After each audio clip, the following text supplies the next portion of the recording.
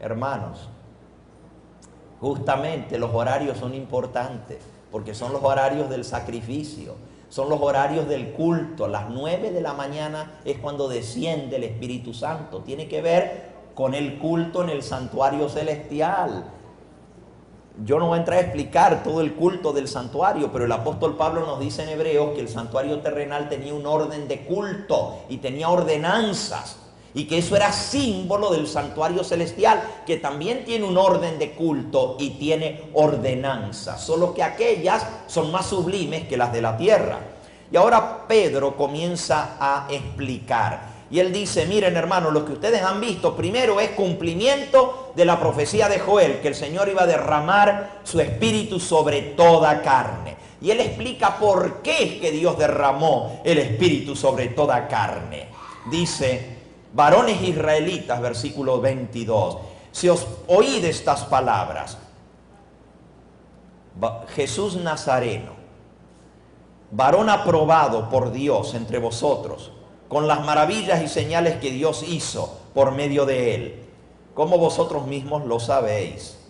A este Jesús, entregado por determinado consejo y anticipado conocimiento de Dios, ustedes prendieron y mataron por manos de inicuos, crucificándole. ¿Cuánto tiempo hacía que habían matado a Cristo? 50 días atrás, y 1 mes y medio que Cristo había muerto. Y dice, pero Dios lo levantó de los muertos. ¿Cuánto hacía que lo levantó? 50 días exactamente. Suelto los dolores de la muerte, por cuanto era imposible que fuese retenido por ella. Porque David, el rey David, dijo, veía al Señor siempre delante de mí, porque está a mi diestra, no será conmovido. Por lo cual mi corazón se alegró, y aún mi lengua se gozó. Y mi carne descansa en esperanza, porque no dejarás mi alma en el Hades, ni permitirás que tu santo vea corrupción. Está hablando aquí de que el cuerpo de Cristo, su vida no quedaría en el sepulcro, ni su cuerpo se corrompería. Y entonces dice, versículo 29, varones hermanos, se os puede decir libremente del patriarca David, que murió y fue sepultado. Y yo me imagino a Pedro diciendo, miren cómo termina el versículo, y su sepulcro está con nosotros hasta el día de hoy. Y así hizo Pedro. Ahí está. Se lo señaló, porque ahí, frente al aposento alto, está el sepulcro del rey David a media cuadra hacia abajo, bajando el montecito. Ahí está el sepulcro de David hasta el día de hoy, está enterrado. Así que cuando David dijo, vi al Señor para siempre delante de mí, no estaba hablando de él, porque él todavía está ahí enterrado y su cuerpo se corrompió y se lo comieron los gusanos. Sigan leyendo. Fue sepultado, David murió, y su sepulcro está con nosotros hasta el día de hoy. Pero siendo profeta, siendo Naví, se os puede, dice, sabiendo que con juramento Dios le había jurado que de su descendencia, en cuanto a la carne, levantaría al Cristo para que se sentase en su trono. Viéndolo de antemano, habló de la resurrección de Cristo, que su alma no fue dejada en el sepulcro, ni su carne vio corrupción. A este Jesús Dios lo resucitó, de lo cual todos nosotros somos testigos. Así que, exaltado por la diestra de Dios y habiendo recibido del Padre la promesa del Espíritu Santo, ha derramado estos que vosotros veis y oís. Porque David no subió a los cielos. ¿Cómo dice la gente que los que se mueren, si son santos, se van al cielo? Aquí dice que David no subió a los cielos, pero se murió y lo enterraron y ahí está su sepulcro. Y él no subió al cielo, pero él mismo dice, dijo el Señor a mi Señor, siéntate a mi diestra, hasta que ponga a tus enemigos por estrado de tus pies. Sepa pues ciertísimamente toda la casa de Israel, que a este Jesús a quien vosotros crucificasteis, Dios lo ha hecho Señor y Cristo. La explicación de Pentecostés la da Pedro. Pero hermano, ustedes notaron que no habla mucho del Espíritu Santo. Dice, miren, lo que ustedes vieron estaba profetizado. Joel dijo que iba a ser derramado el Espíritu Santo. Pero yo les voy a explicar por qué se derramó el Espíritu Santo. Por Jesús, porque ustedes lo mataron, pero resucitó, ascendió al cielo, fue exaltado a la diestra de Dios, recibió del Padre la promesa del Espíritu Santo, y porque Él recibió el Espíritu Santo, Él ha derramado el Espíritu Santo sobre ustedes. Lo que ha pasado en este día es la recepción del Espíritu Santo por parte de Cristo. Ahora, hermanos, esto es muy significativo. ¿Saben por qué? Porque todo aquí se centra en Cristo, no en los seres humanos. Y yo, con todo respeto, sin deseo de ofender a nadie, tengo que decir que hoy en día la mayoría de las experiencias de los que enfatizan el Pentecostés en nuestros días, a quienes se les llama pentecostales, la experiencia es una experiencia de ellos. Es una experiencia de un sentimiento, de una emoción, de recibir el Espíritu Santo. Pero aquí dice que el día de Pentecostés se centró en Cristo y lo que Él estaba haciendo en el santuario celestial. Y hermanos, cuando nosotros palpitemos con el corazón de Cristo, nosotros vamos a tener a Cristo en nuestra mente, y no es lo que sucede con nosotros, es lo que sucede con Cristo. Cuando Él intercede por nosotros en el santuario celestial, el Espíritu Santo puede ser derramado. Recién entonces, cuando vemos una visión de Cristo en el santuario celestial, cuando Él es el centro en nuestra vida y le glorificamos a Él. Ahora, yo no digo todos, yo digo muchos, porque hay muchos que glorifican y exaltan a Cristo, y esa es la manera de recibir el Espíritu Santo, glorificando a Cristo, porque Él es el que da el Espíritu Santo. Pero volviendo, aquí el apóstol Pedro dice que Cristo fue exaltado a la diestra de Dios, y habiendo recibido del Padre el Espíritu Santo, ha derramado esto que vosotros veis y oís.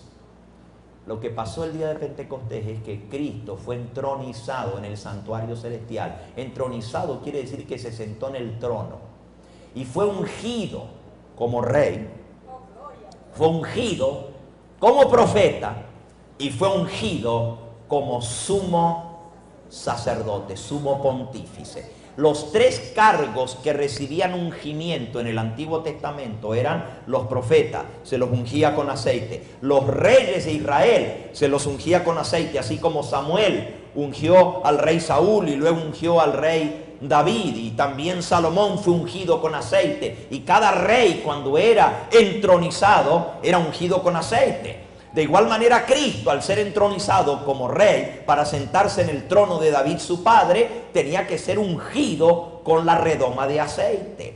Los profetas eran ungidos, y también los sumos sacerdotes, como hemos leído. Moisés ungió a Aarón. Saben, hay un salmo muy hermoso, el Salmo 133. Este es un salmo que se cita mucho y la gente se lo sabe de memoria, pero no saben el contexto de este salmo, de lo que viene hablando. Aquí está hablando de el ungimiento del sumo sacerdote, y dice así, Salmo 133:1: mirad cuán bueno y cuán delicioso es habitar los hermanos juntos en armonía. Ese es el día de Pentecostés, que no dice que estaban todos juntos, unánimes, en armonía. Bueno, es como el buen óleo. ¿Qué es el óleo? El aceite. Aquí está hablando del aceite de la unción, el óleo. Es como el buen óleo sobre la cabeza, el cual desciende sobre la barba. ¿La barba de quién? De Aarón. ¿Y quién es Aarón? El sumo sacerdote. Y baja hasta el borde de sus vestiduras. Es como el rocío del Hermón que desciende sobre los montes de Sión. ¿Sobre qué monte? Sión. No se olviden el monte de Sión, porque allí envía Jehová bendición y vida eterna. Este salmo habla del monte de Sión, donde Dios envía la bendición, y la bendición descendió sobre el monte de Sión el día de Pentecostés. Ahí estaban los discípulos reunidos sobre el monte de Sión, y Dios envió su bendición a través del Espíritu Santo. Y el Espíritu Santo Está mencionado aquí con dos símbolos, el símbolo del aceite y el símbolo del agua, el rocío. También representa al Espíritu Santo. La lluvia, el rocío es símbolo del Espíritu Santo. De esto está hablando aquí, el salmo del ungimiento del sumo sacerdote. Yo quiero que ustedes se imaginen la escena, Jesucristo en el cielo. 3 días de preparación, 7 días de consagración. Todavía no podía entrar al santuario, había que ungir el tabernáculo celestial, había que ungir al sumo sacerdote y los que iban a ministrar con él. ¿Quiénes eran los que iban a ministrar con él? Los que ascendieron con él, los que fueron con él. Dice la Biblia que Dios nos ha hecho, miren cómo dice aquí, en Apocalipsis capítulo 1, Apocalipsis capítulo 1, dice el versículo 5, Jesucristo, el testigo fiel, el primogénito de los muertos, el soberano de los reyes de la tierra, al que nos amó y nos lavó de nuestros pecados con su sangre y nos hizo ¿qué cosa? Reyes y sacerdotes para Dios su Padre. A Él sea la gloria y el imperio por los siglos de los siglos. Amén. Miren, los que fueron lavados con la sangre de Cristo, eso es en la Pascua, la sangre, pasan por el altar, son perdonados de sus pecados, pasan por el lavacro y ahora entran al santuario. Ese es el camino a la salvación, arrepentimiento, conversión, bautismo, y entonces entran al lugar santo. Cristo dio su vida en el día de Pascua, resucitó en el día de las primicias y se llevó las primicias de los que resucitaron con él. Pero ascendieron al cielo, tuvieron 3 días de preparación y luego 7 días de consagración a la puerta del templo. No podían entrar ni Cristo, Él es el sumo pontífice, pero con Él están los que son reyes y sacerdotes con Él, que van a ministrar en el santuario celestial. Entonces, hermanos, esta gente que resucitaron junto con Cristo tuvieron que esperar a la puerta del tabernáculo esos 7 días para entonces ser entronizado Cristo, hermano. Ellos fueron testigos de cuando Cristo fue ungido. El Padre derramó sobre él la redoma del aceite. Díganme una cosa, ¿de qué símbolo el aceite? Hermano, lo que sucedió cuando Cristo fue entronizado no fue que Dios agarró olivas allá en el cielo y las exprimió y sacó aceite y lo ungió a Cristo. Fue que el Espíritu Santo le fue dado en tanta abundancia que la luz gloriosa del Espíritu Santo descansó sobre él. ¿Se acuerdan el día de su bautismo? También Cristo fue ungido por el Espíritu Santo. ¿Saben? La palabra Mesías, Hameshiach, en hebreo quiere decir el ungido, y en griego Jocristos quiere decir el ungido. Y en la profecía de Daniel 9 decía 7 semanas y 62 semanas hasta que sea ungido el Mesías, el ungido, hasta el Mesías príncipe. El ungimiento de Cristo en el bautismo fue por el Espíritu Santo. Hechos capítulo 10, por favor búsquenlo. Hechos capítulo 10. Todas estas cosas tienen relación. A veces nosotros leemos los versículos y no los relacionamos. ¿Saben por qué? Porque no estamos acostumbrados a estudiar el santuario. Miren, a mí me encanta estar en esta iglesia, porque esta iglesia se llama tabernáculo, y aquí tienen la foto del tabernáculo. Nosotros debemos estar estudiando el santuario, el tabernáculo, para entender el ministerio de Cristo y estas cosas que son tremendas, porque todo Dios lo revela a través del tabernáculo. Sí, aquí mismo está, véanlo, allí está. Y todo lo que esto significa con su explicación allí es impresionante. Y si nosotros estudiamos este tema y lo entendemos, vamos a tener una relación directa con aquel que es sumo sacerdote, porque vamos a venir al santuario. El adorador en el Antiguo Testamento, para recibir perdón y para recibir gracia y misericordia, tenía que venir al tabernáculo. Y si nosotros no nos acercamos confiadamente al trono de la gracia, si no venimos al santuario celestial, no podemos ser perdonados. El perdón se obtiene en el santuario. Y no lo ganamos nosotros por confesar los pecados, es por la intercesión de Cristo que somos perdonados.